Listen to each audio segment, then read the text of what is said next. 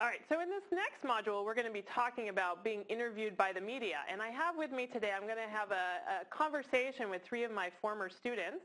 They've all done some really interesting research that's been picked up in the general media. So they've all had the experience of having to be interviewed both on the radio and for print media.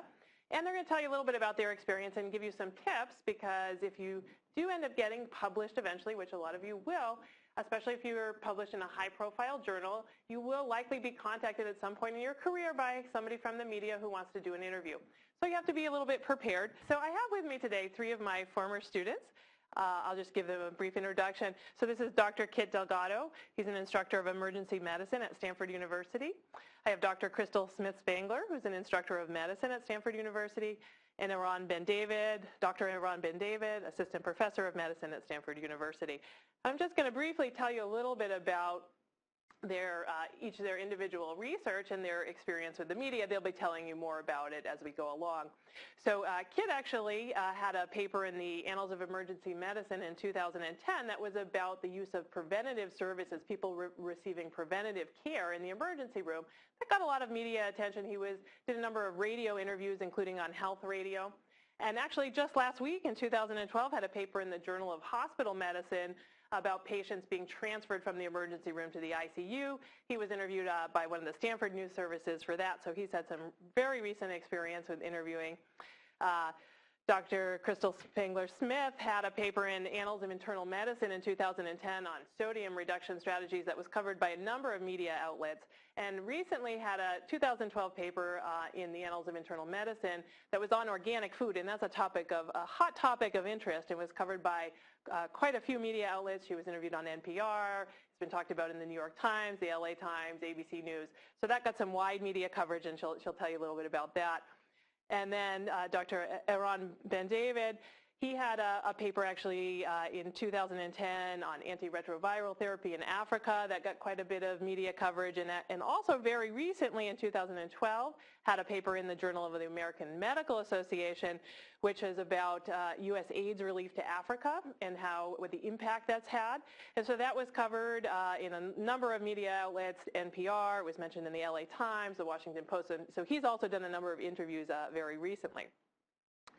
So I'm going to start just to give you guys a sense of how does the media even find out about your work. So my first question for the panel is just how did you know, if you know, how did the media outlet that you were interviewed by, or the number of them, how did they learn about your work? So I'll let anybody jump in who wants to take that question. Well, the Stanford press office writes a press release, and I think for most publications, if you would like them to do a press release, they work with you, and so they were helpful in crafting a press release. And I believe for some of the major journals, they also have press releases as well. Right. Eran, did JAMA issue a press release on yours? Yeah, so JAMA issued a press release. In addition, we have by now established a relationship with the press office. It's always good to have this personal relationship with the press office. And whenever an article will be coming out, you can let them know ahead of time, and they will issue a Stanford press release. There's often, especially in the more high-profile journals, they have their own press office, and they will issue their own press release. It's often nice to have a relationship with the press office at your institution, because they will usually allow you to take a look at the press release and kind of help craft the message, which you don't get, as we'll talk about later, with an independent media outlet. Good. So very important question. What did you do to prepare for your interview? Once you knew that you were going to be interviewed, what were the steps you took to get ready?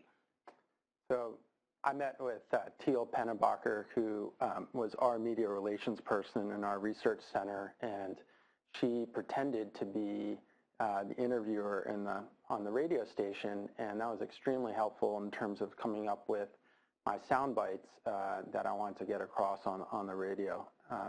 And then the second thing I did was, right before the interview, I made a one-page document with bullet points that I want to get across on what are the take-home messages, what we did, and then some additional details in case they asked about those. Good. Yeah, for a radio interview, you really need to be prepared, because you're doing it, was it live? Or at least it was going to be whatever you said is yeah, immediately. It was live. So. Yeah, okay, so you really have to be prepared. Good. Yeah, I did something similar. I met with my senior author, and together we as well as with the press office, developed our kind of key bullet points that we wanted to convey succinctly, and I thought it was really useful to have, just like he had a one-page document written out word for word, just a couple sentences, so that you really want you to be quoted correctly. Yeah. And I know I sometimes will, in just conversation, stop or not have a complete sentence, but you want your sentences to be complete and well thought out. And so I thought it was very useful to have a one-page document, and then some bullets if they ask to remind you if there's anything else that you wanted to add. Good. Right. There are many things that are worth thinking about ahead of time. The kind of media outlet, whether it's radio or television or just in the press, in the printed press, it can the implications can be very different. So I've had one radio interview with almost like a morning talk show kind of host, almost like Imus in the morning, but more serious. And ahead of time, I was our press office representative did some background check on the person and told me that he's probably going to ask a few questions that are a little bit off the mark. And so for those kinds of interviews in particular, it's very important to have again your speaking points, and you can always bring the questions back to the speaking point. So being prepared is going to be very important. Sometimes you can ask for the questions ahead of time and know what people are going to ask you, and again, so having prepared responses is helpful. You can also ask what if they have a particular angle that they're going to be covering, like what the angle of the article is. Sometimes you can find out about that. And it's also, as you mentioned, useful if you can find a little bit about who you're going to be doing the interview with, so you can get an idea of perhaps what they might ask you about. Though you just have to keep in mind that you know your topic more than anyone else, so you will know the answer.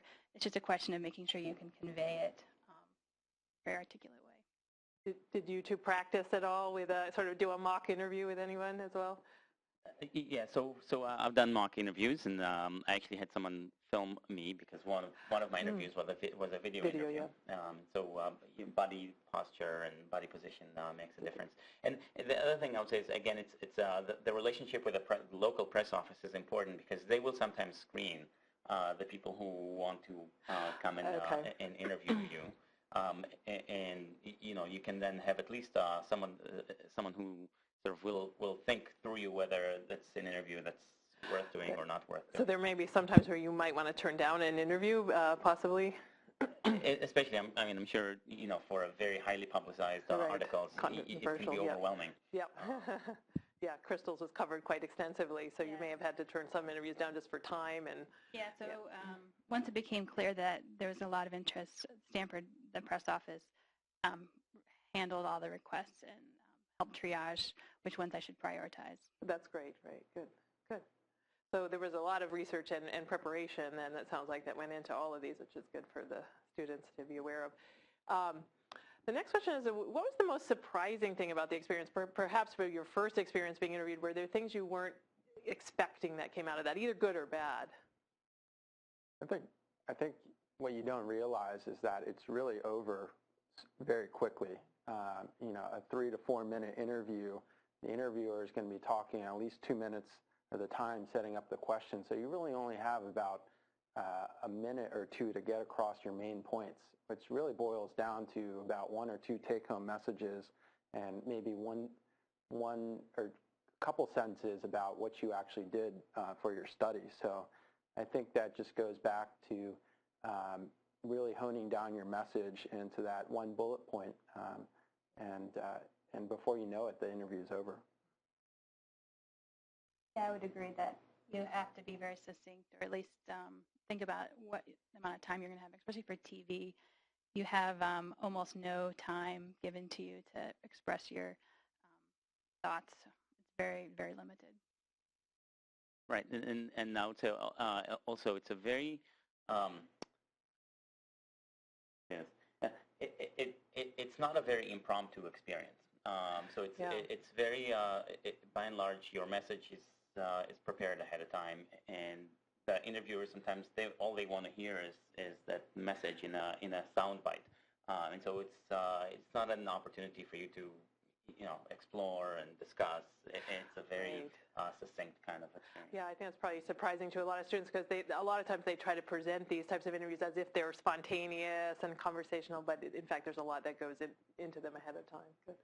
I would say the other thing I didn't expect is on the morning talk radio show I was on, they asked me to really speculate on my findings and the implications for healthcare reform, and that was a curveball question to me, but I think it's important not to speculate too much and kind of bring it back to the message. So kind of thinking ahead of time, if you get a curveball question, kind of figuring out how you're going to get it back to your message, and not really go beyond the conclusions of your paper and speculating too much about what the overall and the big picture implications are. I think that's important. So the next question is, what would you do differently to prepare for your next interview? So you've all done a number of interviews. Now, at some point, did you go back and sort of revise your process a little bit based on your early experiences? I think get slightly better at handling some of the questions, and sometimes one of the things I plan for now is to actually create that bridge when people ask you the question that's not that you don't want to answer. You figure out how to bridge it back to the question you hoped you were asked, and the question you do want to answer, and so having that bridge is useful, and then. The other thing is, early on I had a script that was written, and it's useful to have a script that's written. I try to not have it be scripted now, but practice the things I want to say ahead of time. I think one thing that's hard to do is you have your bullet points. It's very easy to say your bullet point and keep going because there's a pause before the interviewer asks the next question. And I think if I were to keep doing this is to just say your bullet point, get the interviewer to ask the next question, because then you can start rambling for a long period of time, and that does sound a little bit awkward on the radio. And as someone who does interviews a lot, I actually like sometimes when I will pause, because I do like it when the scientist rambles on a little. You sometimes get some interesting material, so that is a strategy that a journalist will use to try to get something more organic from you. I think also with talking with the print media, you have to keep in mind that they're writing or typing really fast, and it helps if you pause and talk really slowly. And some of them taped the interview, which I thought was really useful because for their own purposes, so they could get the quotes right. But particularly if they're not taping, you just need to be very cognizant of the fact that if you want them to get your quote right, you really have to talk slowly and take lots of breaks and kind of say a sentence and wait a second. Then they'll write down the next sentence. That's a good point, yeah. Some of them are doing it on the fly, yeah. One more tip that I think is going to be helpful for me in the future, and I haven't done it yet, but my plan, is that a lot of times what people take away from your interview and from the journalists as well as the people who are the audience is the very last point that you're making. So to prepare a real sort of takeaway that you want to end on that note and have that be the main point, so that it's not a qualification or limitation, but really the main point that you want to have people remember. Good. Making sure you get across that take-home message and knowing what exactly your take-home message is ahead of time. And you've all given a number of tips already, but if you had to give tips to sort of young scientists who might be embarking soon on their first interview, you've already hit upon some of those, but is there additional advice or tips that you'd give them? So one thing is, as a scientist or a researcher, you know your study intricately and all the fine details, and if you're explaining your study to the general media, I think it's one trick you can do is imagine like you're having a conversation with your Uncle Bob, who's you're trying to tell your Uncle Bob, this is what I did, with my time over the last 6 months, this is what we found. And if you envision that person, then you start dropping a lot of the scientific lingo and really cut down to the main message that the lay person can understand. Right. Keeping in mind your audience is maybe a very general is a good idea, yeah. I thought both of them mentioned doing mock interviews. I think these have been useful and helpful. And so especially early on, it's a very useful exercise to do, and especially with someone who was perhaps not a fellow scientist, but someone who's a little bit more lay. Yeah. And were you happy with the final outcome? Maybe there were good experiences and bad experiences. Can you talk either about a good experience or a bad experience where the final article or the radio show came out as you'd hoped, or maybe it didn't quite come out as you'd hoped, and what were the issues?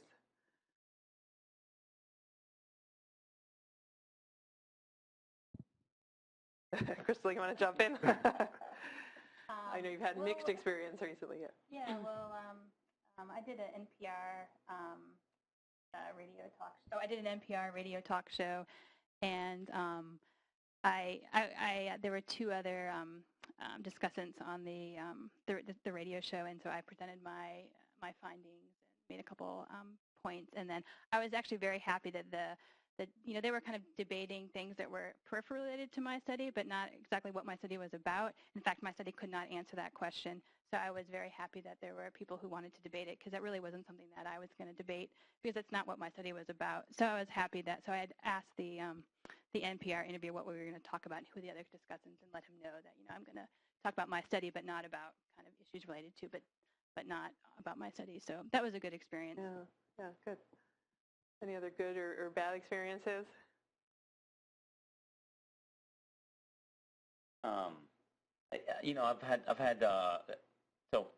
I've had at least one interview where the printed piece that came subsequently to that, grossly misrepresented the article, and I don't know if there was partly lack of clarity on my part, but it certainly felt like there's something there that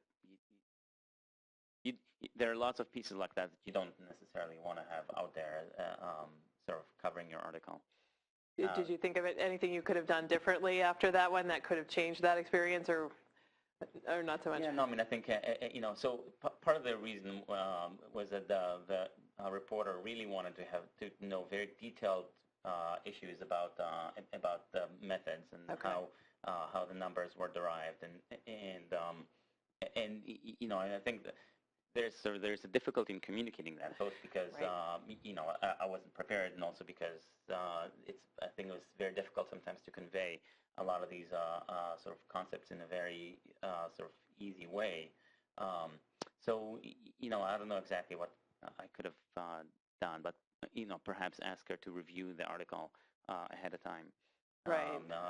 To make sure that these are accurate. That's a good point you bring up, because a lot of times you don't have an opportunity to review. Does anyone want to comment on have you ever had an opportunity to review, or most of them have not? You've not had an opportunity. Yeah, I always offered, and be like, if you want to send me bits of it to check or do some fact checking, I'm happy to help. But rarely did they take me up on it. Occasionally, someone would send me a clarification, like, did I get this correct? And so I really appreciated that. I think it brings up a point, is you can do your best. I had the same one-page talking point with every person I talked to, and the articles had various different takes on it. So, you do your best to do it, but you don't have control. They're writing about what you did. You're not writing about it. Right. Good. Yeah, and I think if you do have the opportunity to review it, you should ask for it, and then also with developing the press release that goes and what the journalists use a lot of times to get quotes for their article, just making sure that you're very comfortable with every word of the press release and the revision process before the interviews even begin is very helpful. Yeah, the press release really does control a lot of the media message. So if you have an opportunity to do a press release, that can help to sort of shape the message that the media picks up. And do you think this is sort of a related question, but do you think that there's that the media outlet that you interviewed with accurately captured the take-home messages? Obviously, there were instances when you did not think that. In general, does the media do a good job, or have you had more good experiences than bad experiences? Mixed bag. It's hard to make generalizations. Yeah, it varies. Yeah, and so with JAMA, they actually hired sort of a freelance video company to come and do the interview. And so when it's motivated by the journal, by and large, they'll do a very thorough job in understanding the article ahead of time, asking questions that highlight aspects of the research. And so the final product of that was very well captured. And if I could just get a quick closing point from each of you, so we're running out of time here. So I'll let whoever wants to take it first with one kind of parting message for, again, young scientists who might be getting published soon and getting some requests for interviews. I think one is getting to meet your press officer or whoever's going to write your press release at the moment that your paper's accepted to the journal, and giving them some advance time and notice, and then that way they get in touch with the journal and find out when the paper's going to come out, instead of having a rush job right at the end, when your proof gets accepted. I think is key. And I think the second thing is really just having all the things we've talked about with preparation, with a mock interview, having bullet points, and then really tailoring your message to a smart individual who's a non-expert, maybe at the level of a family member, and as if you're communicating with them, I think is helpful. Great, thanks, Kit. Yeah, I think we've brought up a lot of good suggestions here, and it's a good opportunity to explain your research. And so if you're about to get published, congratulations, and use that opportunity to be able to explain your work. Yeah, the being interviewed by the media is a good thing in the end. Yeah, good. Right. So yeah, no, it's it's really your opportunity to speak with the world and explain your work to the world, and it's both challenging and at the same time rewarding. And the media sometimes has a life of its own, and and so what the final product of your work, it's partly in your control, and you want to make sure that your message comes across as accurately as possible. But some of it is just about our world in a free press kind of society. Great. So I just want to thank my panel, Dr. Delgado, Dr. Smith-Spangler, and Dr. Bendavid, for being here today. You provided some wonderful information for our audience, and thanks everyone for watching. The preceding program is copyrighted by the Board of Trustees of the Leland Stanford Junior University.